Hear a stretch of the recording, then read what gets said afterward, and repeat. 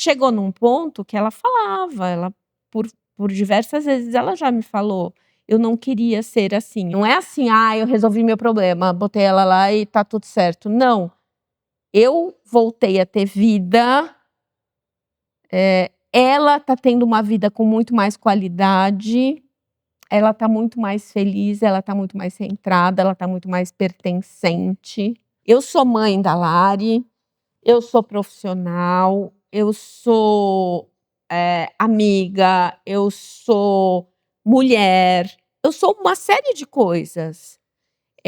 Do jeito que a coisa estava caminhando, eu estava me tornando só mãe da Lari.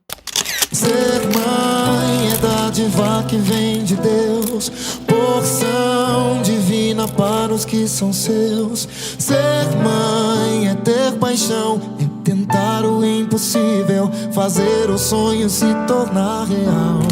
Ser mãe... Bem-vindas, bem-vindos ao Voz das Mães. O nosso projeto existe para informar, educar e acolher todas as mães e famílias atípicas. No programa de hoje a gente vai contar a história de uma mãe que já passou por aqui, lá no evento da Rede do Abraço, só que a gente fez um pocket, então a gente trouxe ela para a gente falar mais ainda da história. E hoje também a gente vai poder falar sobre o Guia da Maternidade Atípica que ela acabou de lançar. Gente, eu estou apaixonada, olha isso, tá muito lindo, tá? Depois a gente vai falar mais sobre isso. Paty, obrigada por você topar estar aqui de novo, compartilhar mais a sua história. E eu já queria começar te perguntando como que o Guia da Maternidade Atípica vai ajudar outras mães atípicas também. Bom, Nath, super obrigada. É um prazer estar aqui mais uma vez, né? Aqui não, mas com você mais uma vez. É muito bom poder compartilhar tudo isso. E o guia vem exatamente por conta dessa lacuna. Sou mãe da Lari, que está com 20 anos, então quando ela nasceu e eu recebi o diagnóstico, eu me senti muito perdida, eu me senti muito sozinha, eu não tinha referências. Eu tive alguns acolhimentos pontuais, mas eu não tinha onde buscar informação. E eu sentia que é como se o mundo não fizesse mais parte da minha vida e eu não fizesse mais parte daquele mundo, né? As coisas se desconectavam. E ao longo desse processo, desses 20 anos e tudo que eu fui construindo, eu fui vendo que não, o problema não era exatamente a minha forma de estar no mundo ou a minha forma de maternar no mundo e muito menos a minha filha, né? O problema continua sendo a sociedade, com todas as questões que precisam ser melhoradas. Então, a partir daí, eu pensei, poxa, o que eu gostaria que tivessem me dito lá atrás? O que eu gostaria de ouvir, de entender, de conhecer, para não passar por tanta dor, tanto sofrimento, sabe? Então, foi nesse sentido que eu escrevi o Guia da Maternidade Atípica. E eu acho que é tão importante a gente falar mais sobre isso, né, Paty? Vamos voltar lá atrás? Vamos voltar no diagnóstico da Lari? Vamos Qual lá. o diagnóstico dela? Ela tem síndrome de Prader-Willi. Com quantos anos você recebeu o diagnóstico? Praticamente quando ela nasceu. Ela nasceu e ela ficou 3 semanas na UTI neonatal, porque ela era um bebê muito molinho, né? Era um bonequinho de pano. E ali os médicos já disseram, tem alguma coisa. Então começaram a investigar, fizeram um exame, só que o exame demorou 2 meses para chegar o resultado. E aí quando chegou eu já estava em casa, ela já tinha tido alta, ela já estava fazendo fisioterapia desde diagnóstico. Sem diagnóstico, por conta da hipotonia. Qual foi o exame que saiu o diagnóstico dela? É um exame específico para síndrome de Prader-Willi. Ela chegou a fazer o cariótipo, mas o cariótipo não pega. É um exame específico de deleção para cromossomo 15, que é onde tem a deleção, né? E aí a gente recebeu o diagnóstico dela e a partir daí, né, a vida começou a se desenvolver em função disso. Porque... Como foi receber o diagnóstico naquela época, né? Porque a gente está falando de 17 anos atrás, né? Eu acho que 20 anos atrás não tinha a informação que a gente tem hoje sobre o universo atípico, né? Olha, primeiro que não se falava, praticamente não tinha redes sociais, a gente tinha o Orkut e só. Olha, as comunidades. Mas existia a Né? comunidade naquela época? Não existia Não. nenhuma comunidade relacionada à síndrome e nem à deficiência em geral. Tá. Eu comecei a buscar, eu descobri que tinha um grupo de Yahoo, sabe grupo de e-mail? Aham. Tinha um grupo de Yahoo com umas, sei lá, 15 famílias, que eram, né, de famílias de pessoas com a síndrome. E aí uma senhora, que era avó de um menino, muito fofa, fisioterapeuta, aposentada, ela entrou em contato comigo e ela falou: olha, a questão é a seguinte, essa síndrome, você precisa estimular muito a parte motora, porque nos primeiros anos o que pega mesmo é a parte motora, né? Ela falou: então eu fiz um manualzinho aqui que eu usei para o meu neto e eu compartilho isso com as mães. E ela foi na minha casa e levou uma apostilinha que ela incrível. imprimiu, sabe? Tipo, muito fofa, a Ing. E aí ela me deu isso e falou: estimule muito ela, Olha. muito querida. E assim, eu tinha contato com essas poucas famílias pelo Yahoo, só que eu comecei a pesquisar e eu vi que tinha muita coisa fora do Brasil. Tinha associação norte-americana, tinha associação internacional, que é europeia. E eu pegava aquelas informações e eu devorava. E aí, depois de um tempo, eu falei: poxa, eu preciso trazer isso, eu preciso fazer com que as pessoas saibam. Sim. Porque vinha muito preconceito, Sim. né? Gente falando: ah, ela não anda porque é preguiçosinha, deixa ela no chão que ela vai andar. Aqueles absurdos que a gente sabe que acontecem. Sim. E aí, eu comecei a pegar esses conteúdos e traduzir. E eu criei uma página no Facebook, na época, em 2010. O Facebook estava bombando, eu criei uma página chamada SPW Brasil. E comecei a pegar esses materiais, traduzir, falava um pouquinho da síndrome e tal. E assim, aquilo foi a semente, né? Porque eu não tinha a intenção de reunir família, nem pensava, ninguém falava disso. A minha ideia era que as pessoas conhecessem um pouco mais, minha família, meus amigos e tal. Vamos Só que aproveitar isso para as pessoas conhecerem um pouco mais o que é a síndrome de Prader-Willi. Prader-Willi, tá. O que ela é e o que ela comete? Tá. Síndrome de Prader-Willi, ela é uma deleção no cromossomo 15, tá? É um pedacinho do cromossomo, na hora que que o ser humano se forma, o pedacinho cai, deixa de existir. E aí, isso tem uma série de consequências. A primeira consequência mais imediata é na primeira infância a hipotonia, o tônus muscular mais fraquinho. Mas a partir daí tem uma série de questões. A mais impactante, que todo mundo que conhece a síndrome sabe, é que dá hiperfagia. Ou seja, a pessoa não tem sensação de saciedade. Ela sente fome o tempo todo. Você come, depois de 5 minutos está com fome de novo. O cérebro não consegue processar que a pessoa se alimentou. A Lari já tinha isso desde de bebê, quando ela mamava ou não? Não, isso vai surgindo ali entre os 2 a 4, 6 anos, tá? Tem pessoas que têm isso mais acentuado, tem pessoas que têm isso menos acentuado. Como eu descobri quando ela era bebê, eu sempre tive um cuidado alimentar muito estrito com ela. Então, tipo, ela não comia açúcar, ela não tomou refrigerante até o limite que deu para segurar. Na verdade, ela mal toma até hoje, né? Mas assim, eu criei hábitos muito saudáveis para ela. Outras coisas que também são características da síndrome. Pode dar deficiência intelectual de um nível leve a moderado ou severo, mas tudo é assim, pode acontecer em maior ou menor intensidade e também em função de quanto essa pessoa é estimulada ou não. Né?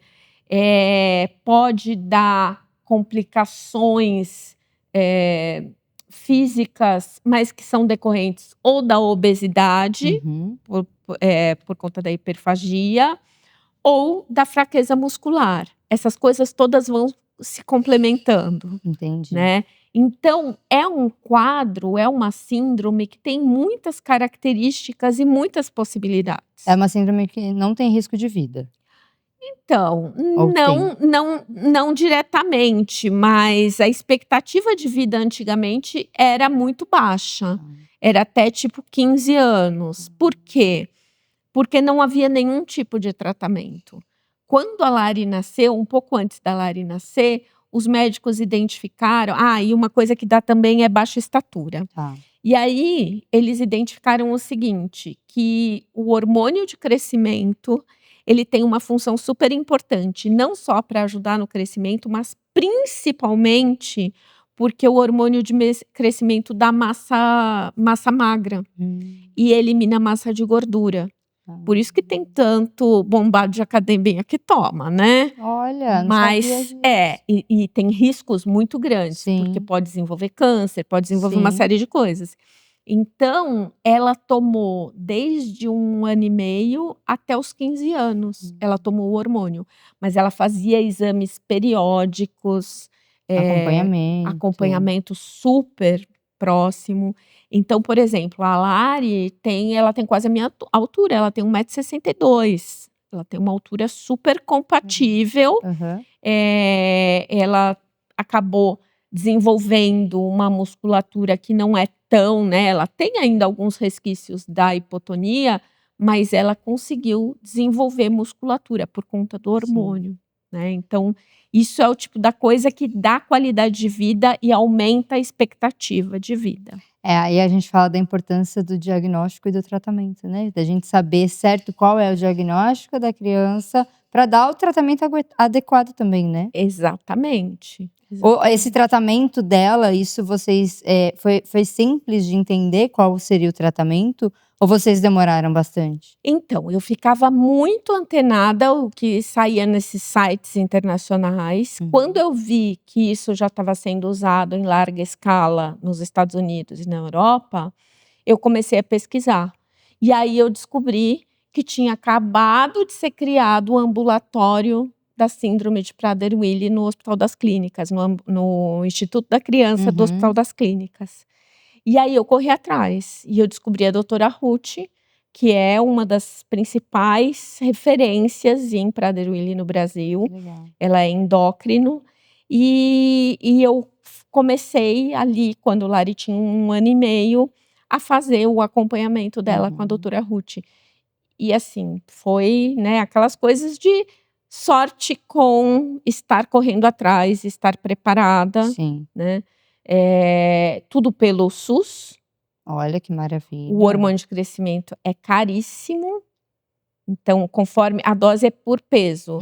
Conforme a pessoa vai crescendo, vai aumentando a dose. Chega num determinado momento que você teria que desembolsar 5, 7, 10 mil reais por mês, né? E ela fez todo o tratamento pelo SUS. Graças a Deus. Agora, esse é um ponto importante, porque eu conheço muitas famílias do Brasil inteiro que quem tem um pouco mais de condição vem para São Paulo para fazer esse acompanhamento pelo Hospital das Clínicas e receber o hormônio por aqui, ou tem que judicializar para conseguir. Porque hoje em dia o Rio de Janeiro também tem, o IED tem um ambulatório específico de Prader, mas é mais recente. Mas até então era só no Instituto da Criança. E tem uma fila grande para esses atendimentos? Olha, Mesmo sendo uma síndrome diagnosticada, você sabe se é demorado ainda? Assim, o que acontece, né? Por conta dessa falta de oferta de atendimento público, muita gente vem, então acaba fazendo um gargalo. Mas todas as pessoas que eu conheço que precisavam e marcavam, às vezes demoravam um pouco, alguns meses para ter a primeira consulta, para começar, mas conseguiam, né? Mas o certo e o justo seria que as pessoas pudessem fazer isso nos seus estados, ou não ter que judicializar, gastar com advogado para conseguir processar a Secretaria de Saúde. Você sabe isso que você está falando é tão importante. Eu estava vendo a Rebeca, que é mãe do Caleb. Ela hoje mora em São Paulo, mas ela é do norte. E ela tá com a família hoje, depois de 3 anos do Caleb, conseguiu ir lá visitar a família.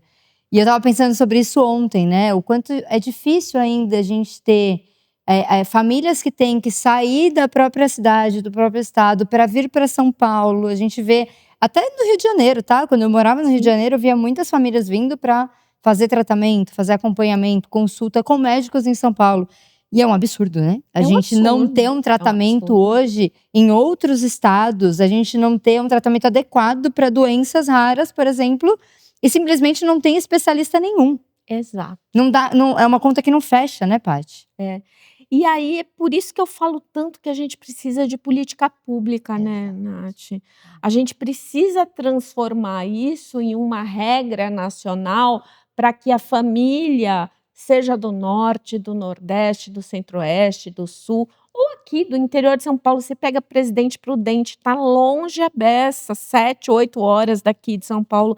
Essa família não precisa passar por esse sofrimento de ter que se deslocar. E tem muitas famílias que não têm nem a condição de vir para cá. E que ficam isoladas, né? Que não têm acesso. A gente fala tanto de acessibilidade, a acessibilidade passa por isso. Acessibilidade financeira também. Não é só a rampa de acesso, né? Exato, é poder fazer com que tudo que é necessário chegue às pessoas, né? Então, esse é um ponto. Então, assim, pelo histórico do que é a síndrome, eu acho que eu tive bastante sorte ao longo desses 20 anos, mas também muito privilégio. Sim. Né? Eu vivo uma situação de muito privilégio de poder oferecer isso para minha filha.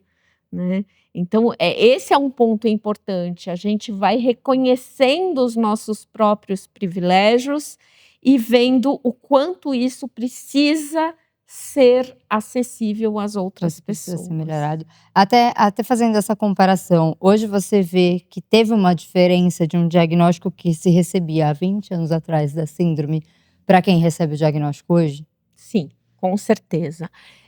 Hoje tem muito mais informação.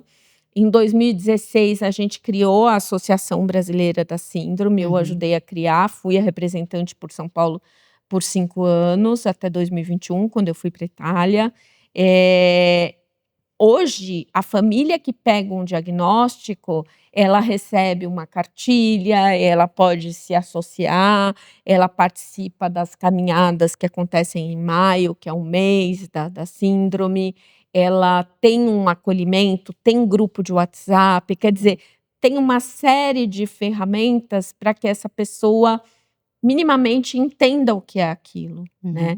Quando eu peguei esse diagnóstico lá atrás, 20 anos atrás, eu dependia de poucas informações restritas em inglês, quer dizer, era um amontoado de restrição, né? Então, hoje realmente é muito mais fácil no sentido de ter a informação. Mais claro, né? Mas ainda continua sendo muito difícil no sentido de dar o tratamento correto, né? Porque dependendo de onde a pessoa estiver, continua tendo esse problema. Exatamente, de ainda falta tem de que se acesso. locomover, vir para São Paulo, fazer. Você colocar uma restrição alimentar para uma criança é algo que culturalmente ainda é muito mal visto.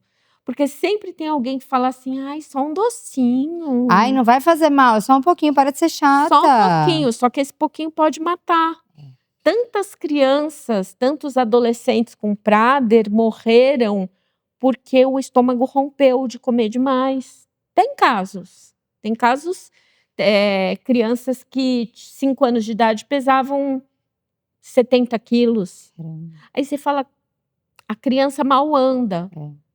A comida chega até ela não chega na comida. Exato. Né? Então falta informação para essa família. Isso é bem importante, porque assim, o julgamento da sociedade também não ajuda para a criança, para essa evolução da criança também, né? Porque você tem que, eu imagino, quer dizer, nem imagino como deve ser, ter que treinar, educar essa criança. Então você tem que educar a Lari que ela não pode comer várias vezes. Como que é esse dia a dia, né?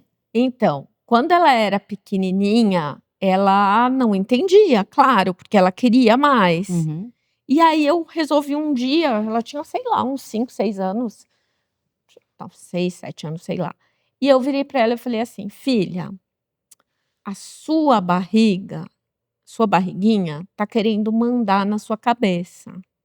Você precisa fazer com que a sua cabecinha mande na barriga. A barriga tá falando que tá com fome, mas você tem que dizer para ela que não, que ela já tá cheinha". Ela internalizou isso e ela falava para todo mundo: "A minha barriga está querendo mandar em mim, mas eu não deixo". E aí, claro, conforme o tempo foi passando, ela foi ficando maior, eu fui dando as informações, eu fui falando. E ela com 10, 12 anos de idade, ela tinha pleno entendimento do que era a síndrome, do que é a síndrome. Chegou num ponto que ela falava, por diversas vezes ela já me falou: "Eu não queria ser assim, eu não queria ter Prader". Assim, corta o coração, né, Sim. porque é aquela coisa, eu entendo, mas é o que eu falo e que hoje eu levo essa palavra para o mundo corporativo, que é cada ser humano é de um jeito e é lindo e é maravilhoso do jeito que é, né. Então a gente Exatamente. precisa valorizar as diferenças, Exato. valorizar esse jeito de ser no mundo, porque é exatamente daí que vem a beleza e que vem o não sofrimento. O sofrimento vem do: "Eu não quero ser assim, porque eu quero ser igual aos outros". Tá, mas para fazer o quê? Por quê? O que está faltando? O que os outros não estão te Por oferecendo? que você não está satisfeito com você, né? Exato. Então, isso mexeu muito comigo, Sim. para quem eu sou hoje, né, profissionalmente, como consultora, academicamente, como pesquisadora, porque, claro, impacta a vida toda, né. Claro. Não, e voltando à sua conversa com a Lari, eu acho tão importante, né, essa conversa dos pais com os filhos. Eu acho que quando a gente vai já explicando as coisas, eu tenho muito essa conversa com o Vini em relação, por exemplo, à batata frita. Tem uma coisa que eu estava até conversando com uma amiga esses dias, que ela falou: "Mas qual que é o problema da batata frita, ele comer batata frita?" Eu falei: "Eu tenho trauma da batata frita". Por 3 vezes o Vinícius comeu batata frita e ele engasgou de quase morrer as 3 vezes. Porque a mucosa dele é muito grossa, e aí depois o médico me explicou que a batata frita ela não se desfaz, né, então vira um bolo junto com a Tá, mucosa dele, então eu sei um diagnóstico dele, eu não sei o que que a batata frita pode acontecer, mas eu tenho. Então toda vez que eu vou fazer batata frita ou que ele vê alguém comendo batata frita, eu sempre tenho já fica aquele em receio. alerta, né. Então e eu converso com ele: "Filho, não, você vai comer? Você vai comer 1, 2, é só, porque senão vai doer a tua barriga e tal". E hoje é uma coisa que ele já entende. Exato. Então, e essa conversa com as crianças, às vezes é mais fácil a criança entender do que Muito, o adulto que tá muito. na festa de aniversário e acha você a mãe mais chata que existe porque você não tá dando a comida pro teu filho. E o teu filho já entendeu Exatamente. que ele não pode comer tanto, né. Exatamente. Era muito mais fácil explicar para a Lari, conversar com ela, negociar com ela, do que lidar com as pessoas. Você já falava com ela sobre a síndrome desde pequena? Sim, sim. Comecei falando desse jeitinho da barriga querer Tá. mandar, até que um dia ela falou assim: "Por que que eu sou diferente?", Hum, teve questionamento. né, e aí eu fui explicando. Então, lembra que a sua barriguinha quer mandar? Isso tem um nome, isso chama Prader-Willi. Eh, mas o que que acontece? É claro, eu não vou dar uma aula, né, Científica. científica de medicina para ela. Então, eu ia aos poucos falando uma coisa, outra coisa, mas sempre tentando trazer as diferenças. Então, olha só, o vovô usa bengala, por quê? Né, porque ele tem dificuldade para andar, a mamãe usa óculos, tal pessoa tá na cadeira de roda, tá andando com cadeira de Uhum. roda, quer dizer, começar a apontar as diferenças para mostrar: "Ó, cada um tem o seu jeito". Exato. Aí ela tinha uma amiga que tem diabetes. Uhum. Então a fulana tem diabetes, tá vendo? Fulana tem diabetes. O bolo dela tem que ser diferente, entendeu? Então você vai conseguindo trazer com muito mais naturalidade. E a criança tem um entendimento super mais fácil, Exato. né? Isso fez toda a diferença para ela se entender. E foi muito positivo também para mim, né? Sim. Porque a gente acaba lidando com isso de um jeito melhor. Tem uma relação de confiança também, né, Paty? Exato. Ô, Paty, hoje a Larissa tá numa moradia assistida, né? Como que foi também essa conversa para vocês tomarem essa decisão? Bom, a história da moradia surgiu, na verdade, a Larissa é filha única, Tá. eu sou divorciada do pai dela, casei de novo, e eu sempre pensei, o que vai ser da minha filha quando eu envelhecer e morrer? Acho que esse é o questionamento de todas as mães atípicas, né? E ao pesquisar muito sobre Prader, e Prader é uma síndrome que a pessoa nunca vai deixar de ter. Tá. E que ela vai necessitar de suporte 24/7 a vida inteira. Então, quando eu comecei a pesquisar sobre Prader quando ela nasceu, eu via que se falava em moradia assistida. Por quê? Porque nos Estados Unidos e na Europa esse assunto já é antigo. Ainda mais para condições como Prader-Willi, tá? Lá é muito comum? É. Porque não tem como. As famílias, elas é a lei da natureza, né? As pessoas envelhecem e as pessoas com alto nível de suporte precisam estar em algum lugar. Sim. E eventualmente não com irmãos, com primos, com alguém assim. Bom, eu comecei a ver e falei, gente, interessante esse negócio de moradia assistida, né?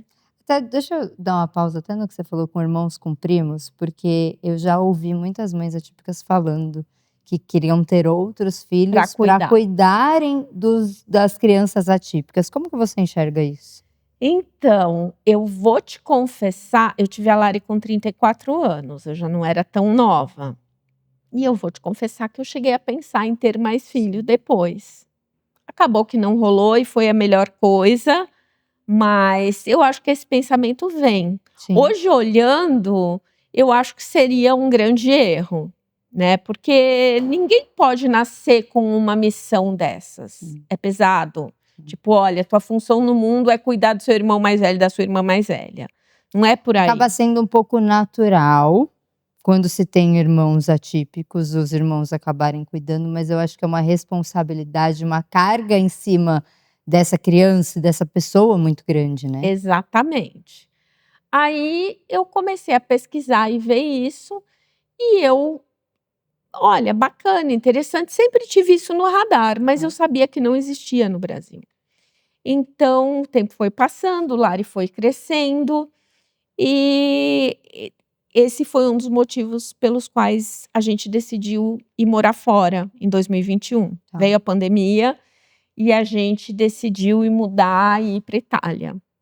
Por quê? Porque na Itália tem. Para conhecer a moradia assistida, entender na prática como que era esse modelo e tal. Nós fomos para lá, fomos morar lá, foi super bacana num primeiro momento. E nós ficamos 1 ano lá. Só que nos 3 últimos meses, a Lari desenvolveu um quadro que é relacionado à síndrome. Pode acontecer, pode não acontecer, mas eventualmente em situações de estresse dá surtos psicóticos. E ela desenvolveu, né? E aí… Ela desenvolveu lá? Lá. E tipo, a gente já estava lá há 9 meses. Mas não que, tem algo que aconteça para desenvolver isso ou tem? Uma série de gatilhos. Tá. Entre eles o fato do pai biológico dela ter ficado aqui. Foi o momento em que ela entrou na escola e acho que caiu a ficha dela de que era definitivo. Assim, um monte de coisa junta, né? E aí, o que aconteceu? Esses 3 meses foram muito difíceis mesmo, porque ela entrou em surto psicótico pesado, trocou medicação várias vezes, foi muito complexo não tinha rede de apoio, não tinha ninguém. Éramos eu e meu marido, padrasto dela. O serviço médico de lá, que é muito bom, ele tem um entendimento diferente, né? Sim. De relações familiares e tal. E aí a gente acabou decidindo por voltar. Tá. Quando a gente decidiu voltar, eu falei, tá, mas eu quero que seja numa configuração diferente. E foi aí que eu procurei e eu descobri a AMAI, que é a moradia assistida onde ela está, que fica em Itapecerica. Como que funciona uma moradia assistida? A moradia é como se fosse assim, do ponto de vista jurídico, é como uma empresa, tá? Mas é uma casa, né? Então tem um casarão super bacana e tem um monte de chalezinhos.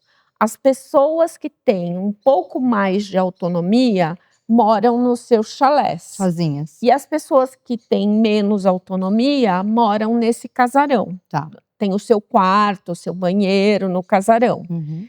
Tem dentro do casarão um refeitório. Na área de fora tem um espaço de convivência super bacana. Tem sala de música, tem piscina aquecida, tem um monte de coisa. E aí, eles têm uma rotina planejada, mas assim, são pessoas adultas com deficiência. Então, essas pessoas, elas têm direito a vez e voz, a dizer eu quero isso, eu não quero aquilo. Tem algumas regras, claro, mas tipo, tem várias atividades, né? Tem 2 vezes por semana tem natação, tem aula de música, tem aula de informática, tem oficina de culinária, tem aula de dança, tem uma série de coisas. Ninguém é obrigado a nada. Tá. Faz quem Se ela quer. não quiser fazer, ela não faz. Eles são estimulados, eles são incentivados a fazer. Ah, mas eu não gosto disso. Tá bom, não tem problema, né? As pessoas ainda acham que moradia é uma coisa muito de institucionalização, de hospital psiquiátrico, não tem nada a ver. É assim, é uma casa, o conceito é ser uma casa, só que tem um staff por trás. Então tem cuidadoras, tem pessoas que fazem a comida.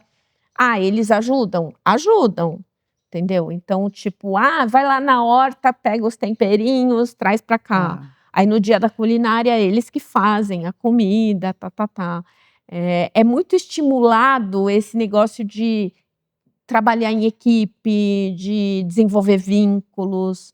As famílias são muito participativas, né? Então a gente vai, a gente visita, eu pego ela, levo ela no shopping, vou passear. Tem gente que vai passar o fim de semana na casa da família, mas é a casa deles.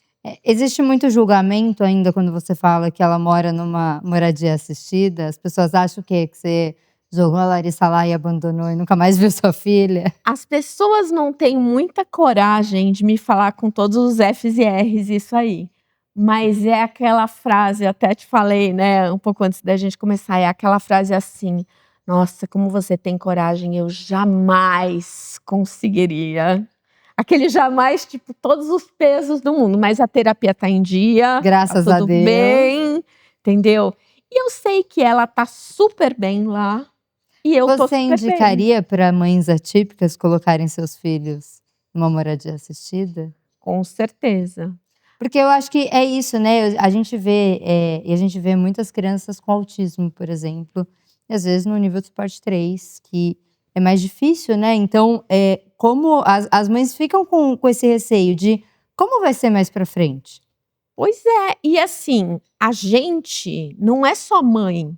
Eu sou mãe da Lari, eu sou profissional, eu sou amiga, eu sou mulher, eu sou uma série de coisas. Do jeito que a coisa estava caminhando, eu estava me tornando só mãe da Lari. E é muito pesado, e eu tenho muitas histórias de amigas, de conhecidas, que se colocaram nesse papel de ser só mãe, e é exaustivo. Quantidade de mãe que adoece, que morre, que se mata os filhos e se mata, porque não aguenta esse peso. E ela coloca essa mentalidade de não, mas ninguém vai cuidar tão bem quanto eu, porque às vezes é a forma que ela encontra para justificar que ela abdicou, que ela teve que abdicar de todos os outros papéis da vida dela. Porque né? realmente ninguém vai cuidar melhor do que ela, mas outras pessoas podem cuidar tão bem quanto a ela, né? E outra coisa, que aí a gente mexe num vespeiro. A Lari sempre foi muitíssimo bem cuidada e eu era a melhor pessoa do mundo para cuidar dela. Mas hoje ela está muito melhor, porque ela é muito mais autônoma. Isso é muito importante. Mas, ô Paty, uma coisa que você estava falando, as mães eu acho que elas têm muito medo de como vai ser daqui para frente.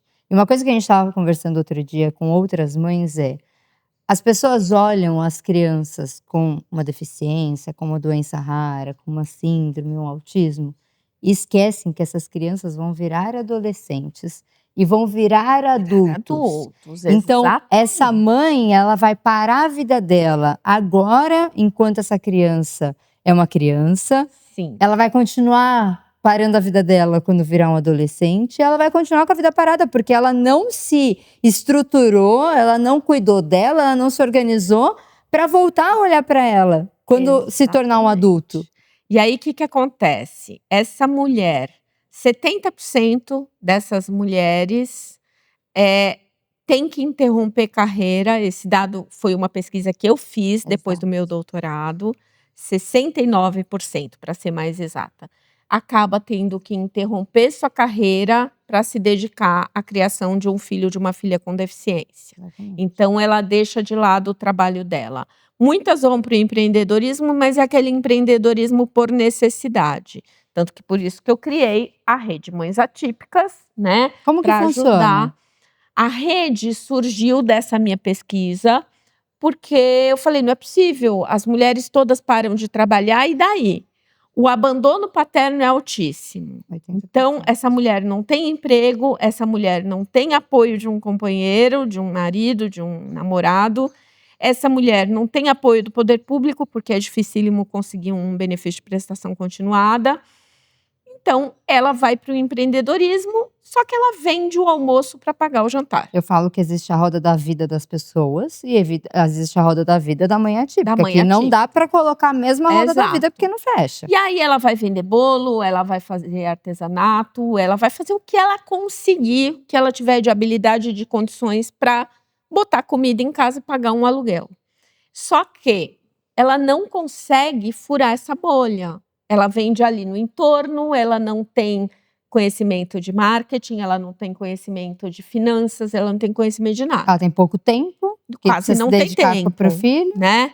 Então foi daí que surgiu a rede para vamos ajudar, vamos fomentar, dar visibilidade, criar oportunidades de negócios para ela e dar capacitação. Sim. Né? Então, o objetivo da rede é esse, e é isso tudo de graça. A mulher não paga absolutamente nada para participar da Rede Mães Atípicas. Em contrapartida, alguém tem que pagar essa conta, e esse alguém são as empresas. Exato. Que precisam desse letramento. Então, eu ofereço também letramento, feiras de negócios, uma série de portfólio lá para as empresas, para que elas ajudem a bancar isso e se tornem ambientes mais inclusivos. Exato. Né? Falando até em inclusão, como que você vê hoje a inclusão no mercado corporativo? A gente precisa caminhar muito. Acho que melhorou em muitos aspectos, a gente já consegue falar sobre muitas coisas. Tem algumas empresas tomando a frente dessa temática, mas a gente ainda vê um universo muito grande de pessoas, porque empresas são formadas por pessoas, e que acham que é exagero, que não é tudo isso, né? Tem aquele, é mimimi, não é bem assim e tal. Então, eu acredito muito no poder da sensibilização, da conscientização e dos fatos e dos dados, né? Eu acho que para as duas coisas, né? Quando a gente fala do mundo corporativo de inclusão, a gente está falando tanto de as pessoas serem contratadas, as pessoas com deficiência serem contratadas para trabalhar, que hoje existe a cota, né? Que é um absurdo, mas que pelo menos existe a cota, porque senão nem ali elas estariam. Mas eu acho que precisa ter uma revolução realmente ali dentro. E também a contratação das mães atípicas, né? Porque Isso as empresas acham que porque é uma mãe atípica, ela não vai ter tempo de trabalhar, ela não vai se dedicar, e é o contrário, né? Quando uma mãe atípica está numa empresa, ela se dedica muito mais para estar ali e preservar o trabalho dela, né? Pois é, a lei de cotas, Nath, tem 34 anos. E a gente ainda está engatinhando para chegar nos patamares do que a lei diz que é necessário. E mesmo assim, a gente sabe que a lei de cotas, se ela fosse implementada integralmente, ela atenderia em parte. Porque tem um universo de pessoas que não vai trabalhar. Minha filha não vai trabalhar. Vai ser muito difícil se um dia ela conseguir trabalhar. Você né? tem algum auxílio do governo? Não, nada. Ela não consegue se aposentar por invalidez, por exemplo? Por enquanto, eu acho que não. Acho que mais para frente, talvez, mas por enquanto. E aí você não consegue ter auxílio nenhum, porque existe o auxílio BPC e tal, mas que é existe uma ligado à regra. renda, Exatamente. A questão é renda, é miserabilidade. Né? Então, eu trabalho, eu sou professora, eu sou consultora, então ela não tem direito. Na Itália, a partir do momento que a pessoa tem a chancela de que ela é uma pessoa com deficiência, automaticamente ela recebe um benefício que varia entre, eu não me lembro os valores exatos, mas é algo entre 250 a 500 euros por mês. Automático, assim. Se eu não me engano, em Portugal também. Você não precisa provar nada, só que é uma pessoa com deficiência. Por que você acha que o Brasil está tão atrás? Olha, porque a gente está atrás em uma série de aspectos, né? Do ponto de vista de desigualdade social, a gente está muito atrás. Então, quando a gente fala de direitos civis, né? De direitos de grupos minorizados, a gente ainda tem muito a caminhar. A questão da deficiência, ela ainda tem um componente de que a deficiência é absolutamente invisível para a sociedade. Então, as mulheres, as pessoas negras, as pessoas LGBT, os grandes grupos minorizados têm um ativismo forte e pessoas com deficiência começaram a ter esse ativismo de 10, 15 anos para cá por conta de redes sociais. Claro que existe um ativismo que foi feito lá atrás, né, raiz, na Inglaterra, quando surgiram os primeiros movimentos, né, em defesa dos direitos das pessoas com deficiência, nos anos 60, 70, mas isso levou décadas para chegar Muito aqui. tempo, né? Então, isso vem de uma origem de pessoas com deficiência serem tratadas pelo modelo religioso, que joga do precipício, depois pelo modelo médico, que interna, isola né, e trata como paciente. E a gente ainda caminha para chegar no modelo social, de que a questão, o problema é a sociedade, e são as barreiras da sociedade, não a pessoa. E a mãe fica completamente à deriva, porque as pessoas com alto nível de suporte, elas não vão trabalhar e essa mãe automaticamente não vai conseguir trabalho. Então, esse também é um dos aspectos que eu falo quando eu dou os letramentos para as empresas, é que ao empregar uma mãe atípica, seja como CLT ou como prestadora de serviços, né, como empreendedora, a sua empresa vai estar contribuindo para que uma família inteira evolua, para que uma família saia, né, de uma linha de invisibilidade, de privação, de desigualdade e consiga ascender economicamente. Isso é fundamental. É fundamental, é muito importante, né? É a mesma coisa quando a gente fala de cotas, onde as empresas simplesmente só assinam a carteira e não colocam a pessoa com deficiência para trabalhar de verdade, para sentir, porque eles querem também estar ali, eles querem pertencer àquele lugar, se sentir importantes, né? Exatamente. Ou bota para bater carimbo e só faz isso a vida inteira. 30 anos batendo só fazendo carimbo. a mesma coisa. Aí você fala, a pessoa tinha potencial para mais, a pessoa podia se desenvolver, a pessoa podia contribuir. E não, né? Ô, Paty, quando a gente fala até de um desenvolvimento da criança, a gente fala de escola. E eu queria saber como que foi para você colocar a Lari na escola. Ela ficou um tempo, né, que a gente estava conversando. E por que você preferiu tirá-la?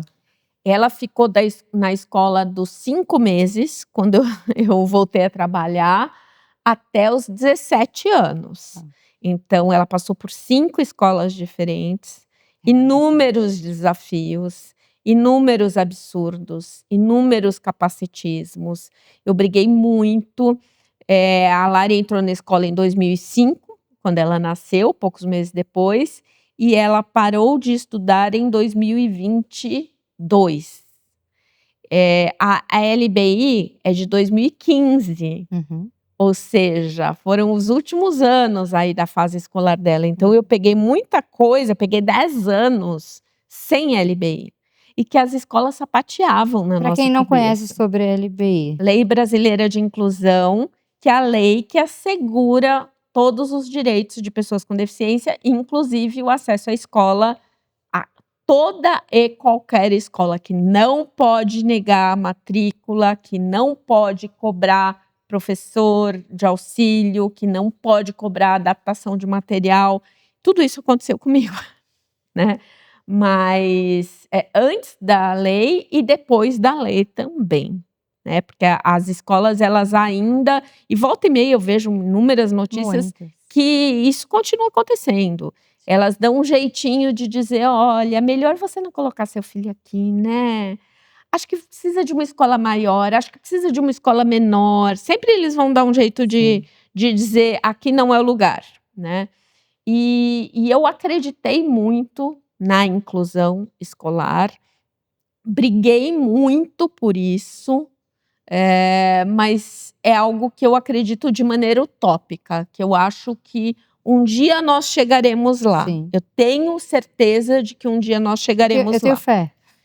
Fé. Eu tenho fé. Não sei exatamente no quê, mas eu tenho fé. Agora, a gente está longe disso. Está muito. A gente está bem longe disso. Isso tanto para as escolas estaduais quanto para as particulares. Exato. E eu diria que para as particulares é ainda pior.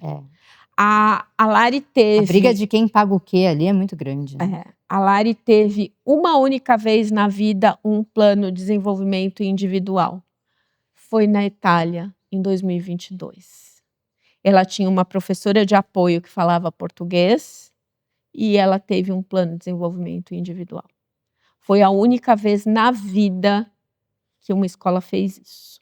Porque hoje existe isso, né? As crianças, as professoras da escola podem entender qual a necessidade, você pode falar muito melhor do que eu, mas com a necessidade da criança ali, às vezes a criança não consegue entender uma frase, então como que ela vai fazer outras atividades para conseguir esse objetivo, né? A premissa da educação inclusiva é que você tem que presumir competência sempre. Em primeiro lugar, você tem que olhar para aquela criança e ver o que ela é capaz de fazer. E acreditar que ela será capaz de muito mais. Sim. As escolas fazem o quê? Elas olham para a criança e dizem tudo que a criança não faz. Então, eu recebia os boletins, ela não escreveu, ela não fez a continha, ela não fez não sei o quê, nota 7. Por quê? Porque é progressão automática, entendeu? Então, ela passava, mas ela continuava não sabendo nem escrever o nome dela, né? Que ela sabia? Ninguém sabe, ninguém viu, porque ninguém parou para pensar o que ela sabe, onde que a gente pode pegar. E aí eles iam mudando ela de ano? Iam aprovando? Ela chegou a reprovar algumas vezes, porque a escola achava que ela não tinha maturidade. As escolas, né? Foram tantas que... não, mas agora para você entrar aqui, vamos reprovar uma vez, vamos segurar ela para ela entrar com o pessoal mais novinho, para dar menos problema, né? Então, ela chegou e eu muito desavisada, eu não tinha todo esse conhecimento que eu tenho hoje. Não tinha informação tá bom, também, né? Vamos lá. Não tinha, ninguém falava de educação inclusiva há 15 anos atrás. Então, eu acabei indo muito na onda das escolas e hoje eu acho que eu tinha que me colocar de uma maneira mais firme, mas também eu não tinha subsídio, eu não tinha no que me sustentar, né? Hoje tem uma lei brasileira de inclusão, lutem e se apropriem da LBI, porque a LBI é fundamental. E aí, o que acontece? Quando a gente voltou para o Brasil e eu decidi que ela iria para moradia, Falei, chega, não dá mais. Ela estava com 17 anos, ela estava no 7º ano do fundamental. Escola nenhuma mais queria, né? Eu sabia que ela iria para a escola para cumprir tabela. Tá. Aí eu desisti, eu abri mão. Falei, não, ela já não tem mais a obrigatoriedade. A moradia tem uma série de atividades que ocupam o tempo dela de uma maneira incrível. Ela se desenvolveu super em uma série de coisas. Então, eu abri mão. A Lari tem deficiência intelectual. Tem. Isso é uma condição da síndrome também ou não? Isso é uma das características da síndrome. Tem gente com a síndrome que não tem deficiência intelectual, mas tem muita dificuldade de aprendizagem. Tem gente que chega a ir para a faculdade, mas precisa de um apoio. Muito apoio e estímulo. Então, são muitas características. Sim. Assim, como o autismo, como o síndrome de Down, é um espectro, né? Sim. Então, tem muitas características. Então, foi por isso que eu decidi que já tinha dado a cota de escola. Você foi muito julgada já por isso? Olha, por eu ter tirado ela da escola, acho que não. Não. Eu acho que as pessoas se chocaram tanto com ela ir para uma moradia que ninguém pensou ou falou muito. Mas é interessante, né? Porque um filho que não tem uma doença, se ele sai da nossa cidade, se ele vai para uma república onde vai Os morar. pais são parabenizados. Exato, que vai morar com várias pessoas, aí tá tudo bem. Exatamente. E aí, por ela ter uma condição, não tá. Parece o quê? Que você largou ela e saiu e nunca mais viu tua filha. E eu trabalhava isso tão bem nela que ela falava assim pra mim: mamãe, quando eu for adulta, eu vou ter a minha casa. Aí eu falava: ah, filha, vai. Você pode ter sua casa, você pode ter uma casa com amigos. Ah, eu posso morar com amigos? Eu falei: pode, claro. Porque eu já sabia do conceito de moradia. E eu fui falando isso pra ela. E eu me lembro de conversas que a gente tinha na adolescência dela, que eu falava assim: quando você tiver sua casa, eu vou lá visitar, tá? Ah, tá bom. E eu vou te visitar também? Vai visitar. Ah, e a Pupi, a cachorrinha? Ah, eu posso visitar? Ou eu vou levar ela comigo? Não, é melhor deixar ela comigo, eu cuido dela, tá? Porque quem é que vai limpar cocô, xixi? Ah, tá bom. Você fica com ela e eu vou visitar, tá? Tá bom. Então, quer dizer, eu fui construindo isso com ela, né? Quando ela foi para moradia, eu falei: olha, aqui é um lugar legal que você pode morar como uma menina adulta. Foi difícil deixar no primeiro dia? Foi devastador. Foi devastador. Eu estava com uma das minhas melhores amigas, que foi junto comigo, que me levou, né? Nos levou. E assim, eu saí de lá, eu senti um misto de sensações, Nath. Porque ao mesmo tempo que eu sentia assim, um buraco, um vazio, eu senti um alívio. Mas um alívio. Porque é muito pesado quando você está num momento de surto, de crise. Você passar por um período de meses de crise e que você não consegue tomar um copo d'água sem que a pessoa venha, grite, chore. Porque aí entra num looping da fantasia, né? E assim, você não consegue dormir, você não consegue tomar banho, você não consegue comer. Então, quando eu deixei ela lá, e ela se transformou. Assim, foi como se, né? Quando a gente voltou, a gente mudou medicação de novo. A psiquiatra dela daqui, que nos acompanhava à distância, mudou toda a medicação. Então, assim, foi um processo, sabe, de muita mudança. E para mim também, porque foi uma transformação. Eu me vi sendo mãe, eu me vi sendo pai, sabe? Adorei. Eu me vi sendo pai, acho que eu nunca tinha pensado nisso. Porque eu vou, eu visito, eu levo ela para passear. Agora eu sei o que é ser um pai. com mais responsabilidades, porque eu continuo marcando consultas, eu continuo acompanhando, eu compro coisas para ela, quer dizer, eu tenho responsabilidade. Uma das coisas, eu lembro que um dia, obviamente que eu comecei a fazer terapia no momento em que eu botei ela lá, né? Imaginei. E aí eu cheguei para minha terapeuta e eu falei assim, então, porque agora que eu não cuido mais da Lari, ela falou, oi? Agora que eu não cuido mais. Ela repete essa frase devagar e presta atenção. Agora que eu não cuido mais, você não cuida ou você não tem o cuidado diário? Eu falei, ops, tá, entendi. Ô, Paty, você se julgou muito em deixar a Lari lá? Sim, mas com o entendimento de que eu estava fazendo a melhor coisa. E aí eu fui correndo para terapia. E quanto você entendeu da importância da terapia nesse momento? Nossa, tudo, é tudo na vida, foi o que me salvou. Porque se eu hoje sou uma pessoa feliz, realizada e mais feliz ainda por ver minha filha feliz, foi graças a isso. Né? Porque não é assim, eu resolvi meu problema, botei ela lá e tá tudo certo. Não.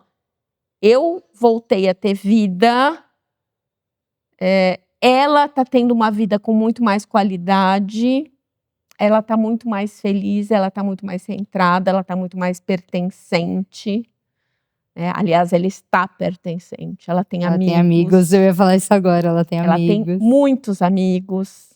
Que era o que ela queria tanto. Que era a coisa que ela mais queria. Sim. Que ela voltava da escola todo dia falando, eu quero ter amigos, eu quero ter amigas, eu quero ter namorado. Ela não tem namorado ainda. Mas pode ter? Pode, claro, pode. E eles podem se namorar entre ali da galera da... Tem vários que namoram. Que legal. Tem um casalzinho que tá noivo. Olha, é legal noivado. Porque eles se integram ali, eles vão poder morar ali. Exato.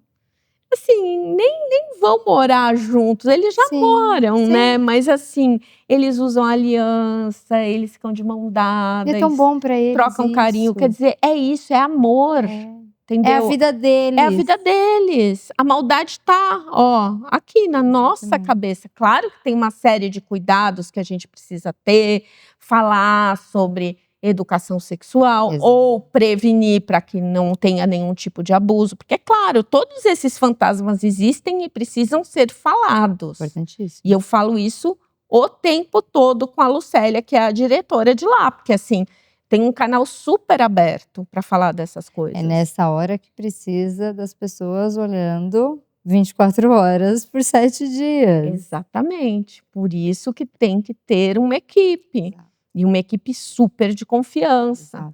Né? Então, assim, tudo isso é visto e é pensado. Né? E dá esse alívio todo para eu poder fazer tudo que eu estou fazendo. O que você espera para o futuro da Larissa? Eu quero que ela continue sendo muito feliz, que ela consiga realizar os desejos dela, os sonhos dela, que ela, sabe, não se sinta nunca mais diferente no sentido de excluída, né? Coisa que ela passou durante muitos anos, mesmo eu fazendo de tudo para que ela não se sentisse. E que isso possa refletir numa vida plena. É isso. Tô feliz que você veio, a gente conseguiu conversar mais, que se você não assistiu ainda o episódio com a Paty, vai lá nesse episódio da Rede do Abraço, vamos ver se a gente consegue colocar no final desse vídeo lá para você ir direto para lá. E me conta, Guia da Maternidade Atípica, onde as mamães conseguem comprar? Bom, o Guia da Maternidade Atípica está disponível na Amazon ou no site da Jandaíra, que é a editora que publicou. Você me manda tudo lá que a gente vai colocar aqui na descrição. Mas pela Amazon é mais fácil, né? Tá lá.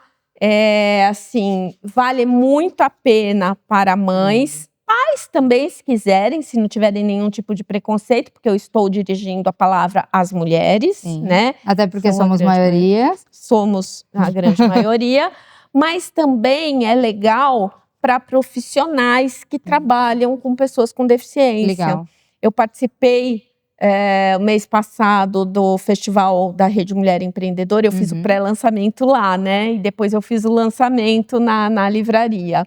E lá eu vendi vários no pré-lançamento para profissionais tipo psicopedagogas, Legal. psicólogas que trabalham com inclusão e que falavam: nossa, eu vou levar, tem tanta mãe atípica que passa lá, vou deixar lá para as mães, ou mesmo para elas lerem e entenderem esse universo. Quem trabalha com educação inclusiva, quem trabalha com saúde, né, com atendimento a pessoas com deficiência.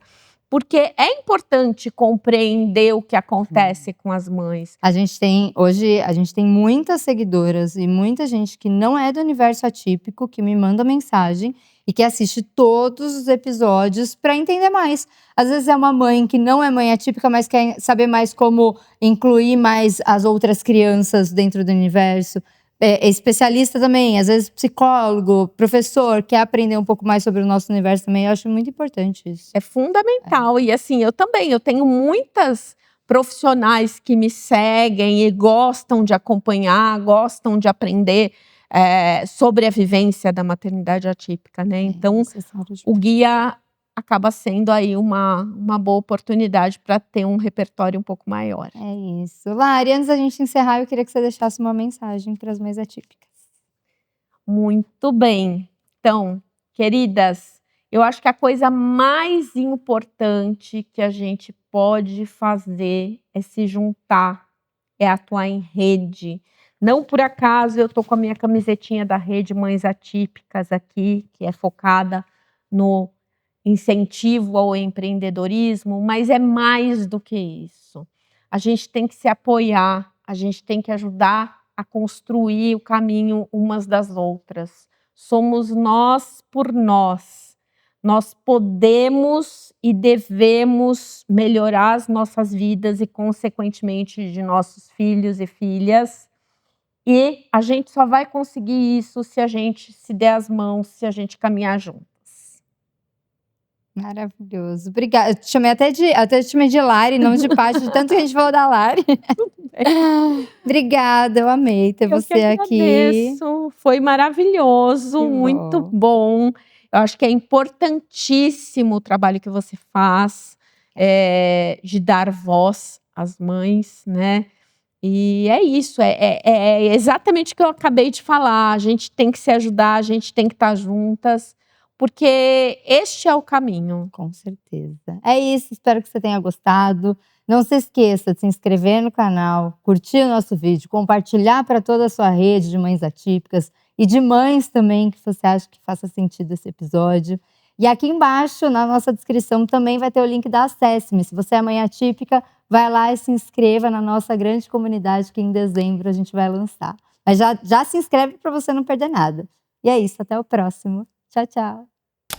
Ser mãe é dádiva que vem de Deus, porção divina para os que são seus. Ser mãe é ter paixão, é tentar o impossível, fazer o sonho se tornar real.